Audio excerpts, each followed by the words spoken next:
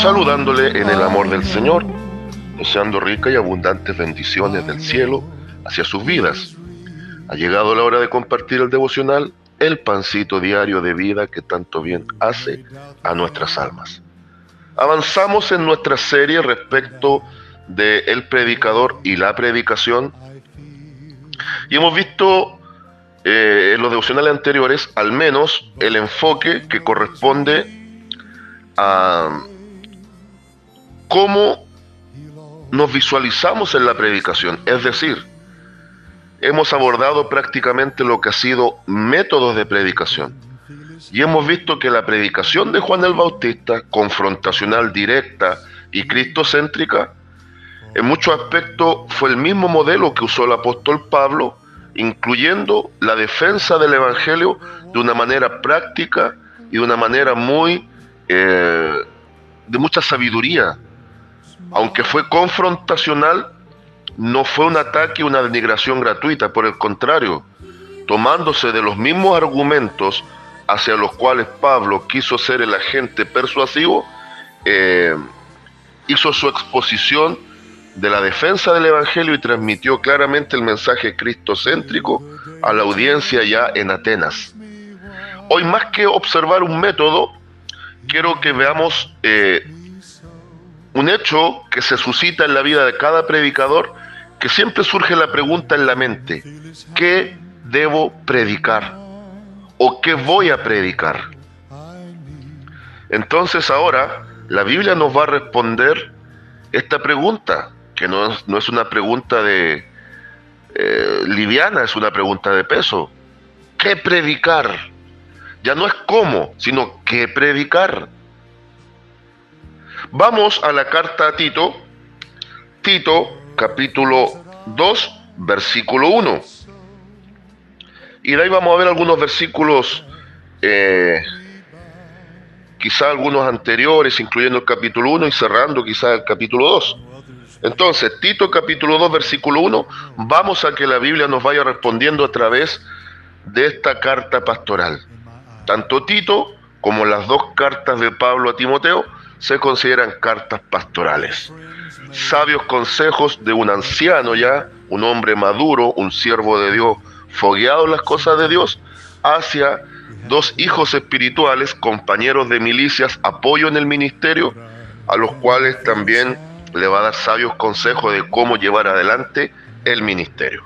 Tito capítulo 2, versículo 1, enseñanza de la sana doctrina, y dice así la palabra del Señor: pero tú habla lo que está de acuerdo con la sana doctrina. Amén. ¿Se da cuenta de qué manera más directa, clara y sencilla la Biblia nos responde? ¿Qué predicar? ¿Qué debo predicar? Frente a esta pregunta van a haber dos líneas de acción. Por un lado, hay que tratar siempre de armonizar con el Espíritu Santo para que no sea lo que nosotros queremos hablar, sino que sea conforme a la perfecta voluntad de Dios de lo que Él quiere hablar. Y esa primera línea de acción tenemos que cotejarla, compararla a través de la segunda línea de acción. ¿Cuál es la necesidad del auditorio con el cual yo voy a interactuar? Vale decir, la congregación, el grupo de oyentes, sea que voy a predicar o sea que voy a traer una enseñanza, un estudio, una exhortación, una meditación. Entonces se aunan los dos criterios: la voluntad de Dios y la necesidad humana. Y nosotros tenemos que tener esa sensibilidad de estar en el punto centro, para que sea Dios a través de nosotros hablando por medio del Espíritu Santo. Pero ya hemos visto que tiene que ser palabra de Dios en un mensaje cristocéntrico.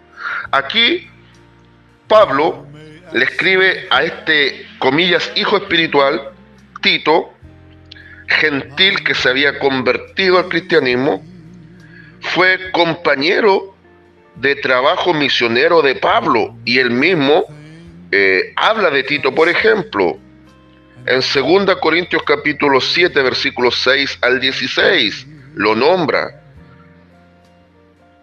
Después lo nombra en esta misma carta, pero en su capítulo 8, versículos 6 al 16. Después versículo 17, y también lo nombra en el versículo 23. Lo nombra en Gálatas capítulo 2, versículo 1 al 3. Y también en 2 Timoteo capítulo 4, versículo 10. Entonces, tanto Timoteo como Tito no eran cualquier discípulos de Pablo, eran discípulos de confianza. Por eso él les llama hijos espirituales. Y la meta de Pablo era transmitir su experiencia, su sabiduría, su gran bagaje, su ya acumulada disciplina de vida en el Evangelio, para que estos nuevos ministros pudiesen lograr sus objetivos y alcanzar las metas propuestas por Dios en el ministerio. Ahora, no era menor, porque el mismo apóstol Pablo lo había dejado en Creta, y lo había dejado con una misión tremenda. Mire, leamos esta misma carta, que es breve, no son muchos capítulos, si usted observa son solo 3 capítulos, pero en el 1.5 va a dejar un listado de requisitos de ancianos y de obispos. Mucha atención, Tito fue obispo, pero no bajo el contexto de lo que nosotros vemos como obispos el día de hoy. Los obispos que estaban dentro del presbiterio o presbuterio, según la lengua en griego, al igual que los episcopos, tiene que ver con todo el cuerpo de líderes, de ancianos. Ancianos no necesariamente era uno que peina canas, sino uno que ha alcanzado madurez espiritual. Y en este caso, dentro del presbiterio de los ancianos estaban los episcopos, los obispos. Es decir, eran los que instalaban ancianos y los supervisaban. Un obispo, un episcopo era un supervisor de la iglesia, ¿ya? Y esa misión es la que le correspondió a Tito y allá en la zona de Creta, para que organizase las iglesias en ese sector. No era un trabajo menor. Entonces Pablo le dice aquí en 1.5, por esta causa te dejé en Creta, para que corrigieses lo deficiente y establecieses ancianos en cada ciudad, así como yo te mandé. Y le da un listado muy similar al listado que aparece en 1 de Timoteo capítulo 3. Entonces, les hace responsable a Tito en el mismo equivalente como hace responsable a Timoteo, uno en Éfeso, Timoteo, y otro en Creta, Tito. Y mire, incluso podemos observar cómo inicia esta carta maravillosa. Dice: Pablo, siervo de Dios y apóstol de Jesucristo, conforme a la fe de los escogidos de Dios y el conocimiento de la verdad que es según la piedad, en la esperanza de la vida eterna, la cual Dios, que no miente, prometió desde antes del principio de los siglos, y a su debido tiempo manifestó su palabra por medio de la predicación que me fue encomendada por mandato de Dios nuestro Salvador. A Tito, verdadero hijo en la común fe, gracia, misericordia y paz de Dios Padre y del Señor Jesucristo nuestro Salvador. ¿Se da cuenta? Entonces, ahora, una vez habiéndose presentado el apóstol Pablo, habiendo dado las referencias de su llamamiento y de la responsabilidad como aquel que ha manifestado el misterio hacia los gentiles de la predicación del Evangelio, Pablo toma a estos varones, los considera como hijos espirituales porque fueron muy cercanos a él, le apoyaron mucho en el ministerio, y ahora, sabiendo Pablo también que ya le quedaba poco tiempo, estaba estableciendo a estos jóvenes como su legado ministerial para que edificasen también la iglesia de aquel tiempo. Entonces le dice: por esta causa, por causa del Evangelio, por causa de la predicación, por causa del ministerio, te he dejado en Creta. ¿Para qué? Para que corrigieses lo deficiente. Para que corrigieses lo deficiente. En otras palabras, le está diciendo para que dejes una iglesia ordenada, para que pongas una iglesia en rectitud, para que a través del mensaje y de tu ejemplo tú puedas corregir, ¿ya? Puedas corregir lo deficiente. Yo necesito, Tito, necesito de ti, como he necesitado de Timoteo, que te pongas como ejemplo, pero que al mismo tiempo, con un mensaje claro, directo, preciso, puedas enderezar lo que se ha torcido. Desde su lengua original, esta expresión corrigiese en lo deficiente tiene que ver con poner en rectitud lo que estaba torcido, restaura lo que se ha depravado, pone en línea lo que se ha torcido, endereza. Y una segunda misión, y establecieses anciano en cada ciudad, así como yo te mandé. Pablo lo establece a él, y ahora a él le toca una responsabilidad delegada de establecer ancianos en los lugares donde hay comunidades cristianas. Es decir, pon gente idónea. Y de ahí viene todo el listado, muy similar al listado que usted observa en Primera a Timoteo capítulo 3. Muy similar el listado. Ahora, acá en el capítulo 2, le dice, mira, la herramienta que vas a usar es el mensaje, la predicación, la palabra. Esa es tu herramienta. ¿Y cómo hacerlo? ¿Cómo predicar? Ya lo sabes, pero ahora tienes que entender qué debes predicar.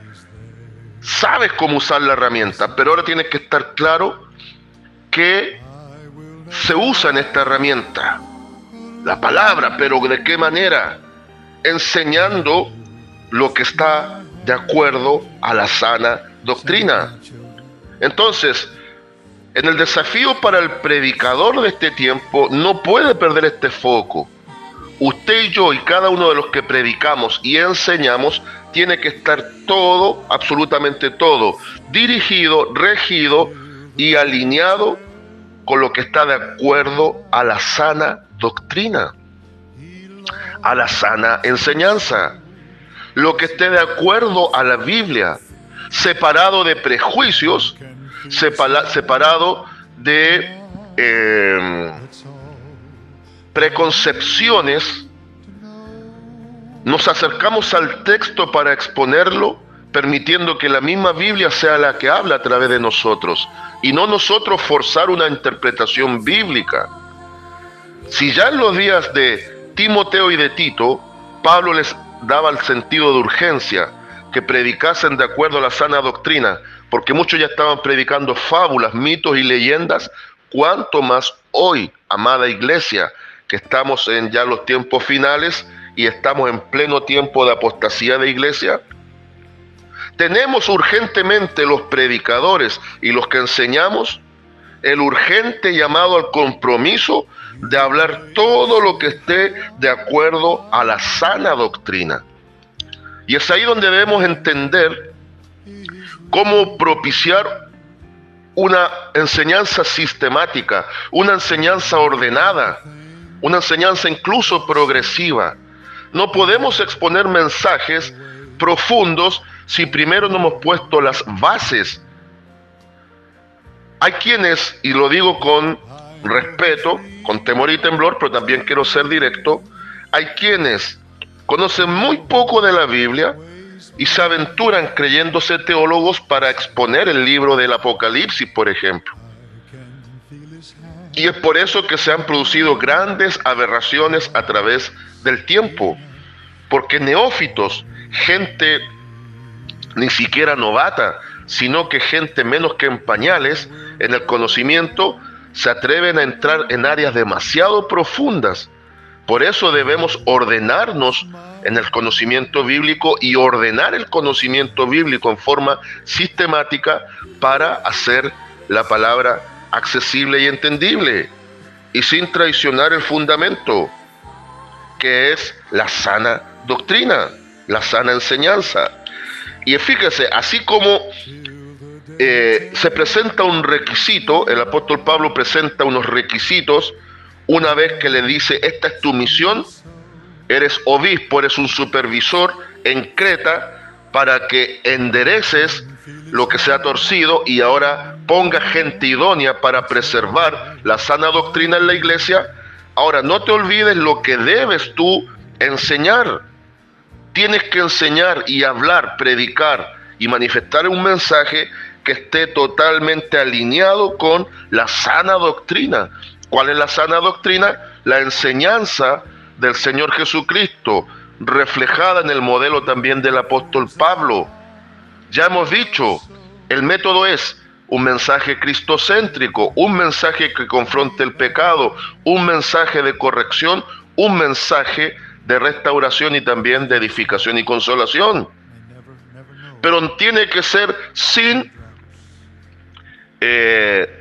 prejuicios humanos ni enseñanzas precondicionadas donde yo voy a forzar textos para que ese texto calce bajo mi propia idea. No, nosotros vamos con nuestras ideas rendidas a lo que la Biblia enseña. Entonces, ahora le da ¿qué es una enseñanza de acuerdo a la sana doctrina? Y nuevamente les da a entender cómo deben ser los ancianos, los líderes de iglesia en mayordomía, cómo deben ser las mujeres que han alcanzado madurez espiritual, maestras del bien y que den ejemplo a las mujeres más jóvenes. ¿Ya? Y le dice claramente en el versículo 7, presentándote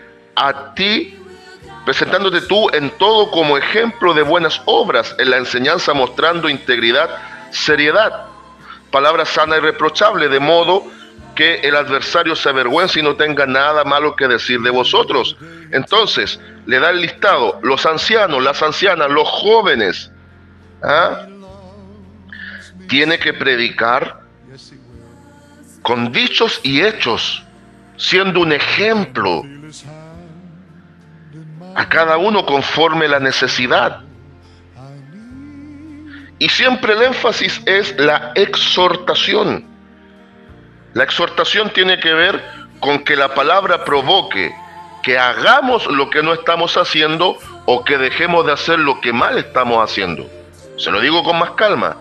Cuando se exhorta a través del mensaje todo lo que está de acuerdo a la misma enseñanza bíblica de forma correcta, tenemos que ser esos agentes persuasivos para impulsar a la iglesia a activar en las áreas que la iglesia está pasiva, pero al mismo tiempo tenemos que tener esa sensibilidad de traer la enseñanza correcta para que la iglesia se enderece cuando se ha torcido, dejando de practicar el pecado y las cosas que nos apartan de la comunión con Dios. Ahora hay otro ejemplo clave aquí. También le habla a los siervos, entonces, ancianos, ancianas, jóvenes y siervos. En ese tiempo los esclavos tenían que aprender a sujetarse a los amos, porque ese es un reflejo de nosotros como esclavos de Cristo, nos sujetamos a su señorío. Mira el versículo 10. No defraudando, sino mostrándose fieles en todo. Pablo en Efesios también le dice: no trabajen al ojo, trabajen y hagan todas las cosas como para el Señor. Y también se lo decía a los siervos, a los esclavos.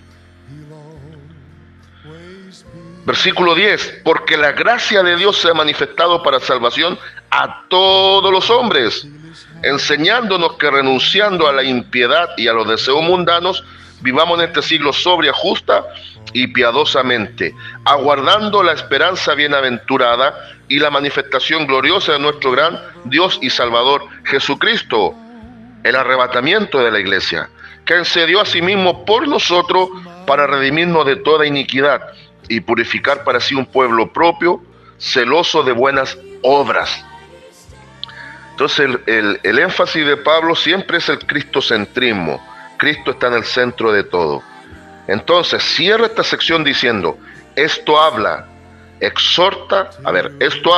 exhorta y reprende con toda autoridad. Nadie te menosprecie. El mismo consejo que a Timoteo. Esto habla, esto exhorta y con esto reprende. Entonces, conclusión, ¿cómo predicar? Ya lo sabemos. ¿Qué predicar? Ahora lo entendimos. Predicamos sana doctrina, pero todo lo que hablemos tiene que estar en consecuencia a lo que nosotros vivimos. Entonces, debemos predicar todo lo que esté de acuerdo a la sana doctrina, hablando, exhortando y reprendiendo. Ya dije que la exhortación es llevar a activar cuando estamos pasivos o corregirnos cuando estamos desviados. Y la reprensión tiene que ver con la confrontación. El mensaje tiene que llevarnos a reconocernos faltos delante de Dios para una corrección, sobre todo de las áreas de pecado en la iglesia. Consejo: sigamos el modelo que la Biblia presenta. No hagamos eisegesis, hagamos exégesis. La exégesis es que el predicador pueda extraer lo más fiel posible lo que el escritor de turno nos presenta en el texto. Y la eisegesis es lo que muchos hacen hoy por hoy. Fuerzan el texto para que calce con sus propias ideas. Y eso no colabora en nada con la predicación de la sana doctrina. Evitemos fábulas, leyendas, mitos y testimonios personales en medio de la predicación de la palabra de Dios. Consigna y lema para el día de hoy: predicaré y enseñaré todo lo que está de acuerdo a la sana doctrina.